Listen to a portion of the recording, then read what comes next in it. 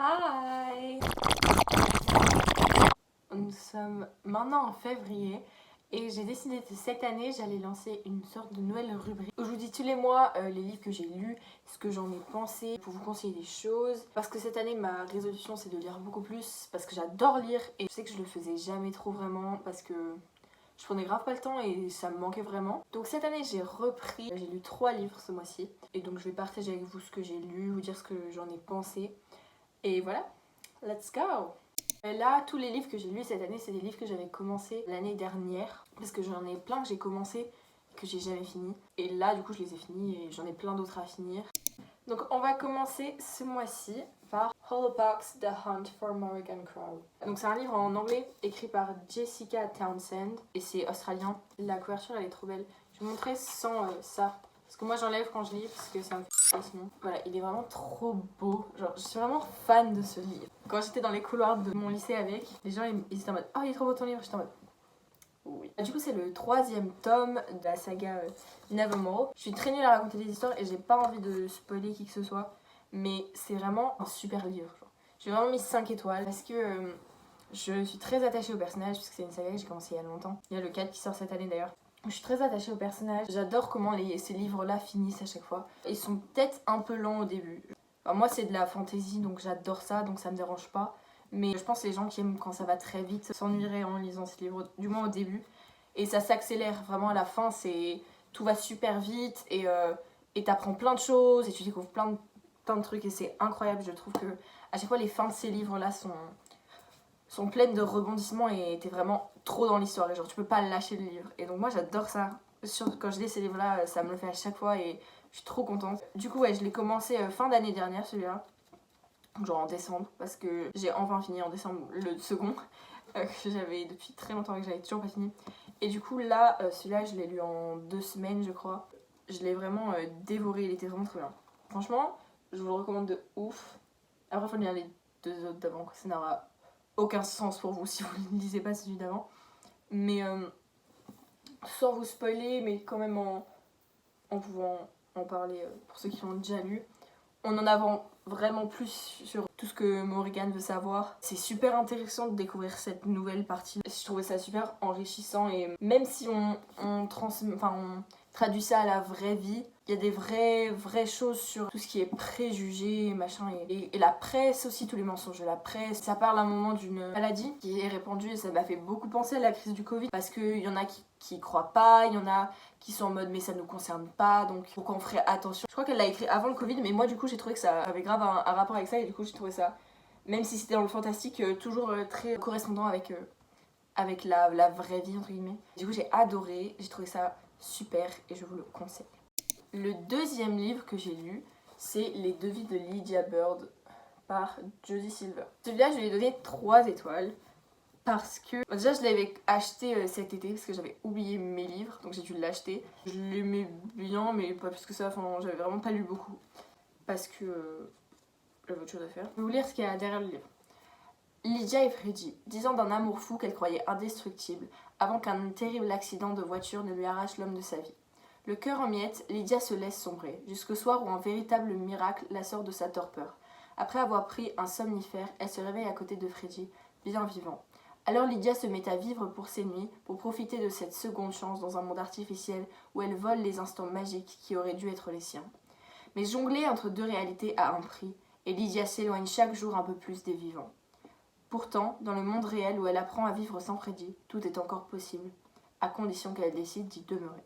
L'histoire en elle-même est bien. C'est-à-dire que ce livre aurait pu être vraiment génial, genre vraiment incroyable, mais j'ai eu beaucoup de mal avec le style d'écriture, surtout sur la première moitié. Elle parle beaucoup du passé, mais dans le sens où il va se passer un truc et elle va faire « Oh, ça me rappelle quand on était petite, avec ma soeur, on faisait ça. » Et moi, je trouve ça très...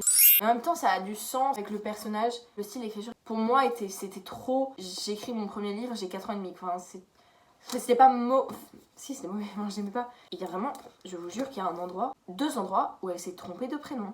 Elle a pas du tout appelé Freddy Freddy. À un moment, elle a appelé Frankie. Je vous jure que c'est vrai. Et j'ai vraiment pas compris. Et il y a personne d'autre qui s'appelle Frankie. Genre, je me suis dit, c'est peut-être un autre personnage. Non, Frankie n'existe pas. J'étais très sceptique sur ce type d'écriture et je sais que En même temps, elle parle beaucoup du passé et ça peut se comprendre parce qu'elle vient de perdre son mari et elle veut un peu s'attacher à son mari comme le derrière le dit, mais j'ai trouvé ça trop et je suis pas sûre que ce soit forcément relié et je suis pas sûre que ce soit nécessaire d'être en mode tout le temps ramener ton enfance, on s'en fiche. Enfin, j'ai l'impression qu'elle essaie de remplir le vide des fois, quoi. J'ai pas forcément d'exemple là tout de suite, je vais essayer d'en trouver un. Il y a un moment où elle va juste chez sa mère et elle commence à nous parler, mais genre, c'est pas une vanne, hein, pendant 2 pages de sa moquette. Et pourquoi elles ont pas le droit de salir la moquette, mais c'est... J'ai pas envie de lire ta moquette. J'ai trouvé que ça s'est arrêté après un certain moment, c'était mieux. Donc en fait je pense que c'était fait exprès parce que ça s'arrête un moment, tu vois. Donc je pense que c'était un but, c'était une vision de l'art. J'ai pas aimé cette vision. J'ai bien aimé la fin, mais j'étais pas forcément très touchée parce que je l'ai vraiment vu venir, quoi. Enfin ça m'a pas surpris du tout. Pas que ce soit un livre, je pense, censé être surprenant, mais ça m'a pas surprise. Il y a un moment où j'ai failli pleurer quand même. Il y a un moment qui était très triste, vers la fin, et j'étais en mode waouh. Donc c'était pas un horrible livre, mais je le relirai pas, quoi. C'est sympa. Mais plus jamais. Le troisième et dernier livre que j'ai lu ce mois-ci, The Mothers de Brit Bennett. Ce livre-là, je l'ai acheté aussi l'année dernière, je l'avais commencé l'année dernière. J'avais du mal à rentrer dedans. Je sais pas trop pourquoi, j'arrivais pas trop. C'était pas mauvais, mais j'étais très ennuyée. Je me sentais pas inclus dans le truc. Je lisais, mais j'étais pas très touchée. J'arrivais. En fait, je lisais les mots, mais j'avais pas les images dans ma tête. Il y avait rien, tu vois, qui se passait dans ma tête. Donc quand je l'ai repris, déjà il a fallu du temps pour que je me remette dans l'histoire, que je me rappelle de quoi ça parle. Du coup, c'est en anglais, donc je vais vous le résumer un peu moi-même vite fait. C'est une fille qui s'appelle Nadia et elle vit en Californie et sa mère se suicide quand elle a 17 ans. Donc elle ken avec Luc, pour un peu oublier. Et elle tombe enceinte et elle avorte. Et donc on voit ce chemin-là et après ils grandissent et ils rencontrent d'autres personnes et tout ça. Plus je lisais ce livre, plus je l'adorais. C'est-à-dire qu'au début j'ai vraiment du mal et après j'ai commencé à adorer les personnages, à adorer comment c'était écrit et j'ai tout adoré. J'avais beaucoup la pression quand j'ai commencé à le lire parce que je trouvais que c'est un best-seller et tout ça et je me suis dit mais oh, moi j'aime pas. J'avais beaucoup de mal à me mettre dedans et du coup j'étais en mode mais ça se trouve je suis juste une grosse merde, j'ai pas de goût parce que tout le monde a l'air de l'adorer. Il y a des avis à l'intérieur. J'étais en mode c'est incroyable, machin. Et moi j'étais en mode mais j'aime pas. Et en fait, quand j'ai recommencé à le lire, il y avait vraiment des phrases où je me suis dit mais waouh. Et j'étais vraiment super touchée. Il y a des phrases qui sont un peu dans l'histoire, mais un peu hors de l'histoire quand même, du sens où c'est généralisé. Généraliste et j'avais pas de truc pour annoter, j'aurais adoré annoter ça parce que vraiment c'était incroyable et ils disent que c'est de la prose lyrique et je les crois parce que c'est vraiment magnifique comment c'est écrit. La fin était très belle. J'ai beaucoup aimé, je vais pas vous la dire pour pas vous spoiler. C'était un livre agréable à lire et plus j'étais dedans, vraiment plus tout me paraissait incroyable et j'avais vraiment envie de lire sur ces personnages et envie de savoir comment tout allait se finir pour eux. Franchement, j'étais très touchée et très contente de lire ce livre. Je me suis sentie très intelligente en lisant ce livre. Je trouvais tellement beau et tellement bien écrit. J'avais vraiment l'impression de lire un bon livre. Alors que quand je lisais ça, non. Non, j'avais envie de me jeter d'un pont, c'était nul. Enfin, c'était beaucoup moins bien écrit, en tout cas à mes yeux et pour mon goût. Moi, j'ai adoré lire ce livre-là, qui était super beau. Il est vrai que j'ai eu du mal. Il est en anglais, donc des fois j'ai eu du mal à comprendre, mais pas dans le sens où je comprends pas l'anglais, mais c'est écrit à la troisième personne. Voilà, souvent les chapitres commençaient par oui, et en fait je comprenais pas qui c'était au début. Et j'ai compris qu'à la fin, enfin je me doutais que c'était les Mothers du coup, mais ça a pris du temps pour vraiment être sûre. Il y a des moments où je lisais et en fait je comprenais pas, et je comprenais quand j'avais fini le chapitre. Je fais ah, c'est ça que ça voulait dire ça tout à l'heure. Et du coup, des fois il y a des parties que je lisais où je comprenais rien du tout. Et après je comprenais. Et c'était un peu bizarre parce que des fois je lis genre 2 secondes avant d'aller en cours et après je referme mon livre. Donc si ces parties-là je les comprenais pas, ça n'avait pas beaucoup de sens pour moi. En global, j'ai adoré et j'ai trouvé ça super bien écrit. Mais parce que j'ai eu du mal au début et parce que j'ai pas toujours compris le style d'écriture, j'ai mis 4 étoiles. Je pense que quelqu'un qui est complètement anglophone, qui a plus l'habitude de lire des livres comme ça, lui aurait mis clairement 5 étoiles. Parce qu'en soi, il vaut 5 étoiles, mais moi, avec mon expérience que j'ai eue avec, je peux pas lui mettre 5. Vous voyez ce que je veux dire?